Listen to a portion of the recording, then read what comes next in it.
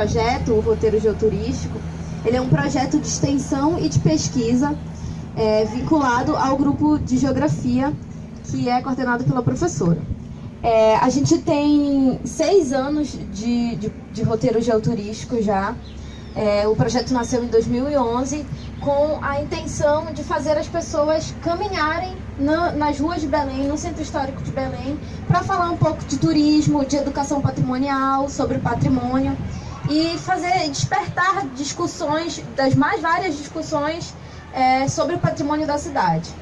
Então, a gente tem um dos nossos principais eixos falar sobre educação patrimonial, andar a pé nas ruas de Belém, para a gente sentir tudo, sentir os problemas, sentir os cheiros, sentir as coisas boas e poder despertar essa consciência de patrimônio que a gente tanto busca no roteiro geoturístico.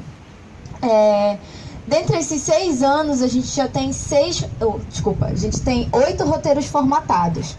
Que esses roteiros são alguns trajetos pelas ruas de Belém. Então, o nosso primeiro roteiro foi o da Cidade Velha, que se concentra aqui no Feliz Lusitânia e passa um pouco nas praças e igrejas da Cidade Velha. O nosso segundo roteiro foi do Ver-o-Peso ao Porto, para falar um pouco sobre esse complexo paisagístico e arquitetônico que é o Ver-o-Peso.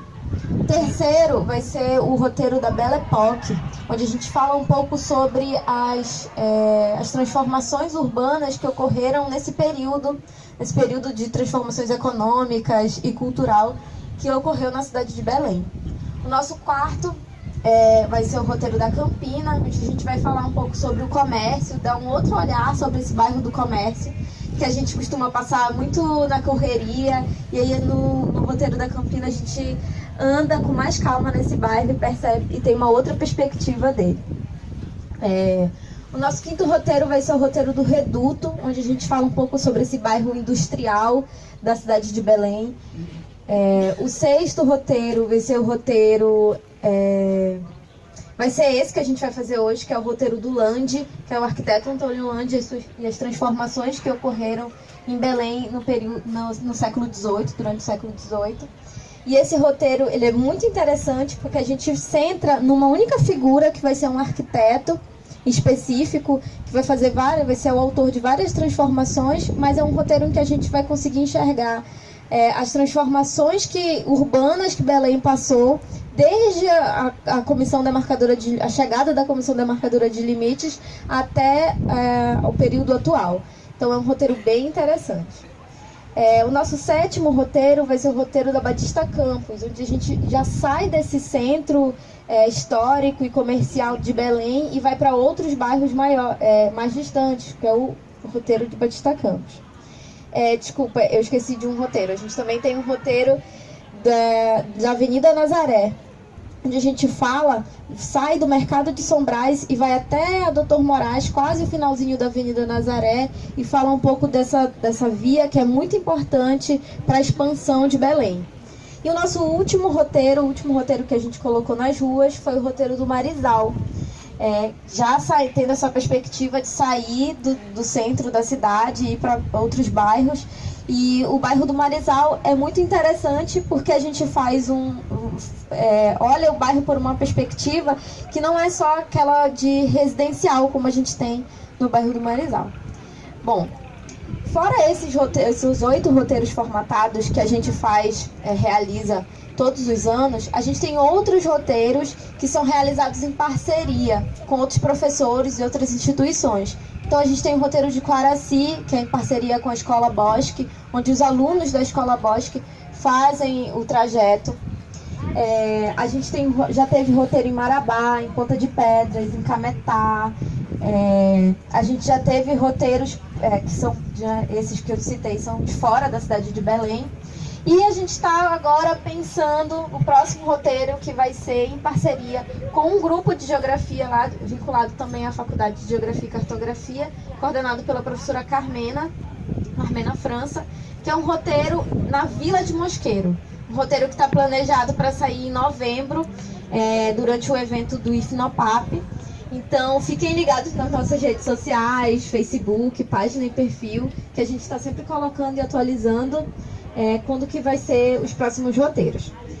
Falando em próximo roteiro, nosso próximo roteiro vai ser do Ver o Peso. Me lembra a data? 18. Dia 18 desse mês vai ser o roteiro do Ver o Peso. Então, desde já, vocês já estão convidados. É um roteiro muito bacana de se fazer.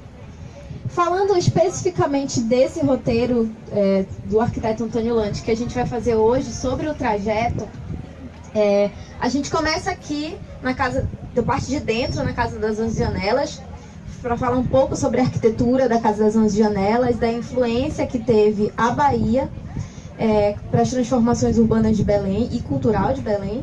Então a gente começa aqui e depois segue pela Siqueira Mendes, a primeira rua de Belém.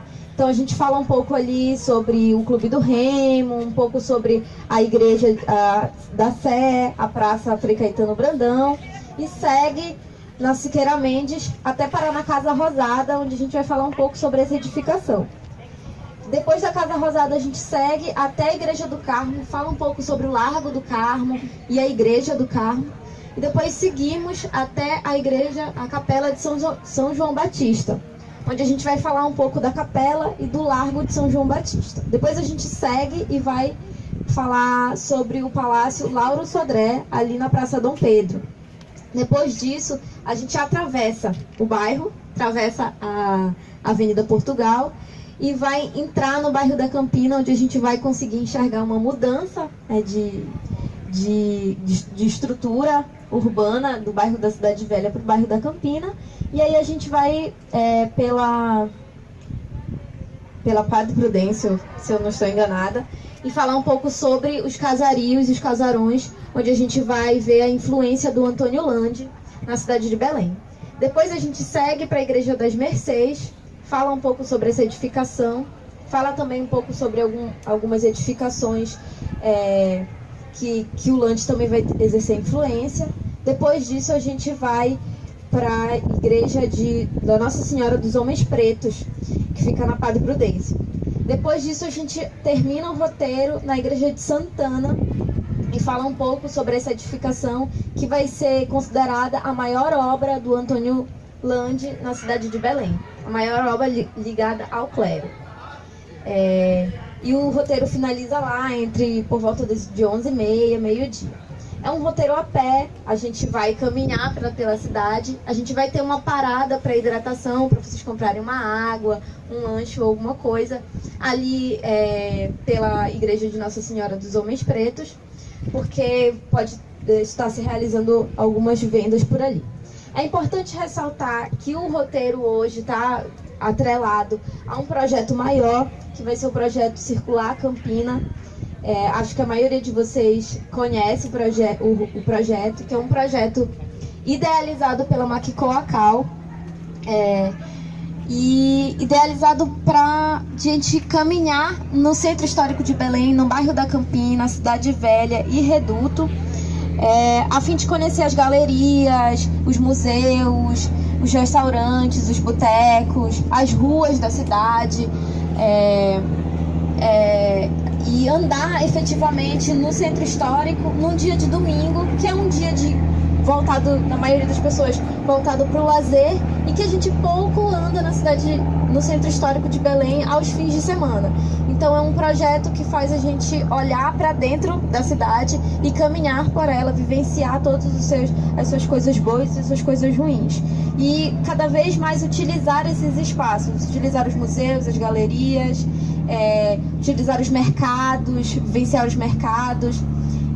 Então é um projeto maior, e a gente vai encontrar durante o nosso roteiro várias casas, várias edificações onde a gente vai ter a presença do projeto circular. E aí, de repente, trocar uma ideia, conversar, enfim.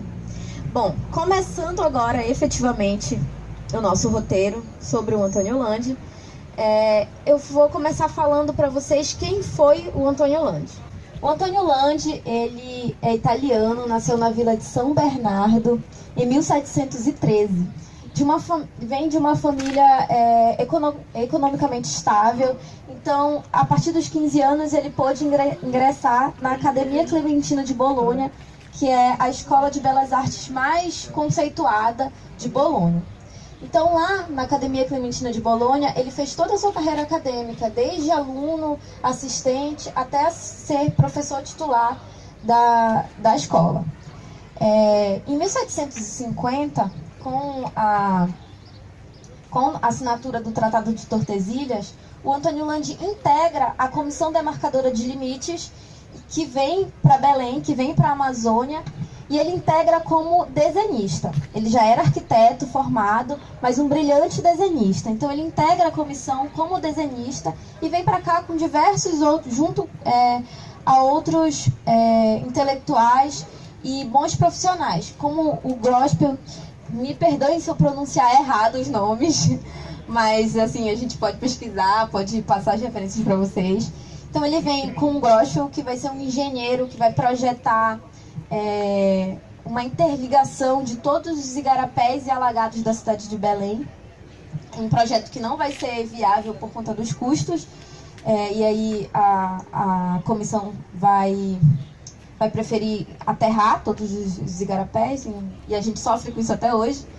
Mas vem com outros profissionais, engenheiros, desenhistas e arquitetos, vem com a Comissão Demarcadora de Limites e fica aqui desenhando, catalogando todas a fauna e a flora da Amazônia. Ele faz diversas incursões no interior da Amazônia. Ele vem para Belém, se instala, mas faz diversas incursões no interior, e essas incursões vão ajudar o Antônio Landi a perceber uma Amazônia diferente daquela Amazônia que era contada pelas cartas, contada pelos portugueses, e perceber seus traços mais importantes de nativos mesmo, perceber o saber fazer amazônico. E isso vai estar impresso em todas as edificações que a gente vai encontrar que tiveram a influência do Antônio Landi. Essas edificações vão ter três origens. Vão ser ligadas ao clero, e a gente vai ver pelas igrejas que a gente vai passar no roteiro. Vão ser ligadas ao Estado, e a gente tem um maior exemplo, e essa maior obra dele em Belém, ligada ao Estado, que vai ser o Palácio Lauro Sodré, e ligadas à propriedade privada. E a gente vai ter vários casarios que vão ter influências do Antônio Landi, que vão fazer parte, vão ter proprietários privados. A exemplo da Casa Rosada, que a gente vai passar logo mais.